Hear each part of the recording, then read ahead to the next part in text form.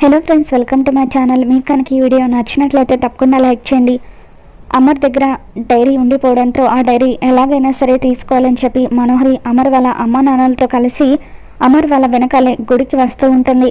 మరో పక్క బాగి అమర్ ఇద్దరు కూడా కారులో వెళ్తూ ఉంటారు. ఇకప్పుడు అనుకోకుండా అమర్ సడన్ బ్రేక్ వేయడంతో పైన పెట్టున్న డైరీ బాగి ఒడిలో పడిపోతుంది. ఇక ఆ డైరీని చూడగానే అమర్ ఇది నా 6 డైరీ అని చెప్పి అలా బాగి చేతుల నుండి తీసుకొని ఆ డైరీని చదువుతూ ఉంటాడు.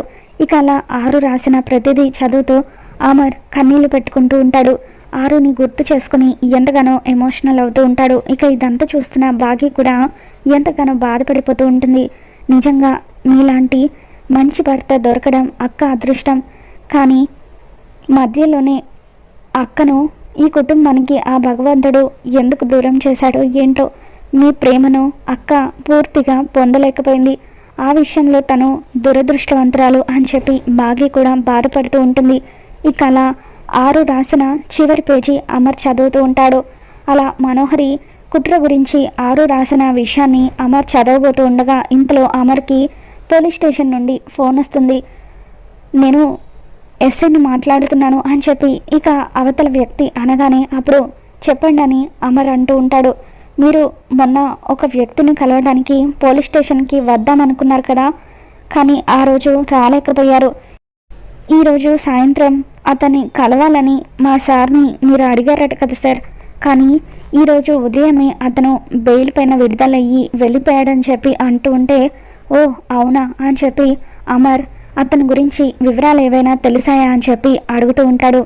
వివరాలు ఏవి తెలియలేదు సార్, కానీ అతను కలకత్తాకి చెందినవాడని తెలిసింది అని చెప్పి ఆ ఎస్ఐ అంటూ ఉంటే సరే ఈసారి ఎప్పుడైనా అతని గురించి ఇంకేదైనా ఇన్ఫర్మేషన్ తెలిస్తే వెంటనే నాకు ఫోన్ చేసి చెప్పండి అని అమర్ అంటూ ఉంటాడు.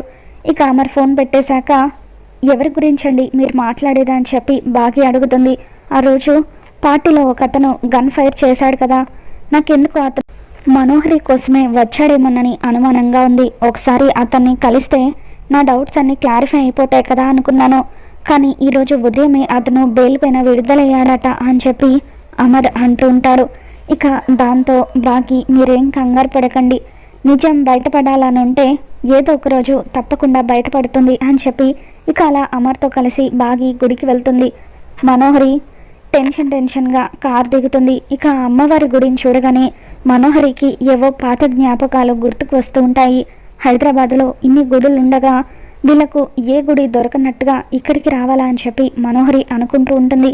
ఏంటమ్మా మనోహరి ఎందుకు అలా ఉన్నావు అని చెప్పి అమర్ వాళ్ళ అమ్మ నాన్న అడుగుతూ ఉంటారు. ఏం లేదు అంకుల్, కాస్త తలనొప్పిగా ఉంది అని మనోహరి అంటూ ఉంటే మరి అంత ఇబ్బంది పడుతూ ఎందుకు రావడం, ఇంట్లోనే ఉండాల్సింది, ఈ పూజ సంగతి మేము చూసుకునే వాళ్ళం కదా అని చెప్పి అమర్ వాళ్ళ నాన్నగారు అంటూ ఉంటారు.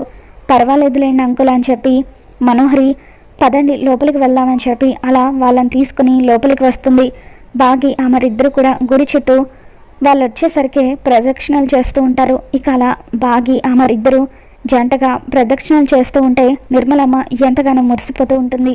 నా కొడుకు కోడలు ఇద్దరు చూడుముచ్చటగా ఎంత బాగున్నారో, ఇంటికి వెళ్ళిన తర్వాత వీళ్ళిద్దరికీ దిష్టి తీయాలి, ఎంతమంది కళ్ళు వీళ్ళ మీద పడ్డాయో ఏంటో అని చెప్పి నిర్మలమ్మ అనుకుంటూ ఉంటుంది. అవును మేడం, మీరు అంటుంది నిజమే, వీళ్ళిద్దరి జంట చాలా చూడముచ్చటగా ఉంది, ఏ రాక్షసి కళ్ళు వీళ్ళ మీద పడకూడదు అని చెప్పి రాతోడు మనోహరి వైపు చూస్తూ ఉంటాడు. ఇక మనోహరి ఏమో రాతోడి వైపు కోపంగా చూస్తూ ఉంటుంది.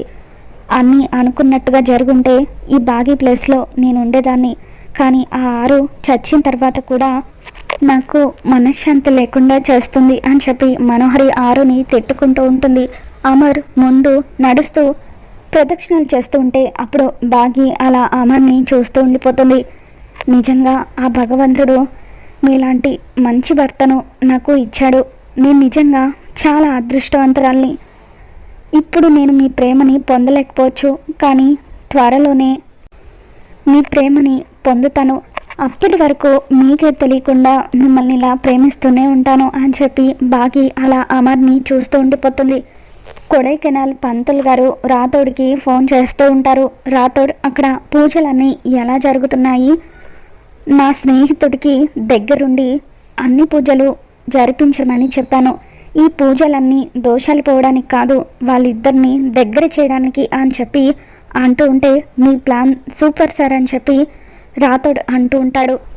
ముందుగా ప్రదక్షిణలు చేయించమని చెప్పాను, ప్రదక్షిణలు చేస్తున్నారా అని చెప్పి పంతులు గారు అడుగుతూ ఉంటే, చేస్తున్నారు సార్. వాళ్ళిద్దరూ అలా జంటగా కలిసి ప్రదక్షిణలు చేస్తూ ఉంటే ఎంత చూడముచ్చటగా ఉన్నారో అని చెప్పి రాథోడ్ అంటూ ఉంటాడు. తర్వాత నా స్నేహితుడు వాళ్ళ చేత ముడుపు కట్టిస్తాడు. ఆ ముడుపు ఎందుకు అనుకుంటున్నావు? వాళ్ళ మధ్య అనురాగం పెరిగి పండంటి పాపో బాబో పుట్టడానికి అని చెప్పి ఇక అలా పంతులు గారు అనగానే, అబ్బా మీ ప్లాన్ సూపర్, నిజంగా మీరు అన్నట్టుగా మా సార్కి మళ్ళీ ఓ బుజ్జి పాపో బాబో పుడితే ఇల్లు మళ్ళీ ఆనందంతో కలకల్లాడిపోతుంది అని చెప్పి రాథోడ్ అంటూ ఉంటాడు. ఇక ఇంతలో గుడిలో ఉన్న పంతులు గారు అమర్ బాగీల దగ్గరికి వస్తారు. వాళ్ళ దగ్గరికి వచ్చిన తర్వాత, ప్రదక్షిణలు పూర్తి చేశారు కదా, ఇప్పుడు ఈ ముడుపుని చెట్టు కట్టండి అని చెప్పి అంటూ ఉంటే, పంతులు గారు నిజంగా మీరు చేస్తున్న పూజలన్నీ దోషాలు పోవడానికేనా అని చెప్పి అమర్ అడుగుతూ ఉంటాడు. అవును బాబు, ఎందుకు మీకు అనుమానం కలుగుతుంది? ఈ ముడుపు కట్టండి, దోషాలన్నీ పోతాయి అని చెప్పి అంటూ ఉంటే, సరే పంతులు గారు అని చెప్పి ఇక అప్పుడు అమర్ ఆ ముడుపుని బాగి చేతుల్లో పెట్టి కట్టు అని చెప్పి అంటూ ఉంటాడు. అలా ఎలా పడితే అలా ముడుపు కట్టకూడదు బాబు, భార్యాభర్తలు ఇద్దరు జంటగా కలిసి ఆ ముడుపు కట్టాలి. ఒక కండువాని ఇద్దరి నడుముకి చుట్టుకొని అలా కలిసి ఆ ముడుపు కడితే అప్పుడు దోషాలన్నీ పోతాయని చెప్పి పంతులు గారు మనోహరి వైపు చూస్తూ, అమ్మ నిండు ముత్తైదులా ఉన్నావు, నీ చేత్తో వాళ్ళిద్దరికీ ఆ కండువా కట్టు అని చెప్పి అంటూ ఉంటే అప్పుడు బాగి ఒక్కసారిగా షాక్ అవుతూ ఉంటుంది. మనోహరి గారికి ఇప్పటి వరకు పెళ్లి జరగలేదు, అలాంటిది మీరు ముత్తైదు అంటారేంటి పంతులు గారు? పెళ్ళైన వాళ్ళనే కదా ముత్తైదు అంటారు అని చెప్పి అంటూ ఉంటుంది. అవునమ్మా, ఆ అమ్మాయికి పెళ్లి జరిగింది, పెళ్ళవ్వకపోవడం ఏంటి అని అంటూ ఉంటే మనోహరి కంగారు పడిపోతూ ఉంటుంది. ఇక బాగి ఆశ్చర్యంగా మనోహరి వైపు చూస్తూ ఉంటుంది. ఏంటి మనోహరి, పంతులు గారు చెప్పింది నిజమా? నీకు ఇదివరకే పెళ్లి జరిగిందా అని అమర్ అడుగుతూ ఉంటాడు. ఇక దాంతో మనోహరి, అంటే అమర్ అది అని చెప్పి ఇక అలా చెమటలు తుడుచుకుంటూ ఉంటుంది. అప్పుడు పంతులు గారు, ఈ అమ్మాయికి తన భర్తకు పెళ్లి జరిపించింది నేనే బాబు, సరిగ్గా 5 సంవత్సరాల క్రితం ఇదే గుడిలో వాళ్ళిద్దరు పెళ్లి జరిగింది అని చెప్పి ఇక అలా నిజాన్ని బయట పెడతారు. అమర్ మనోహరి పైన కోపంతో రగిలిపోతూ ఉంటాడు.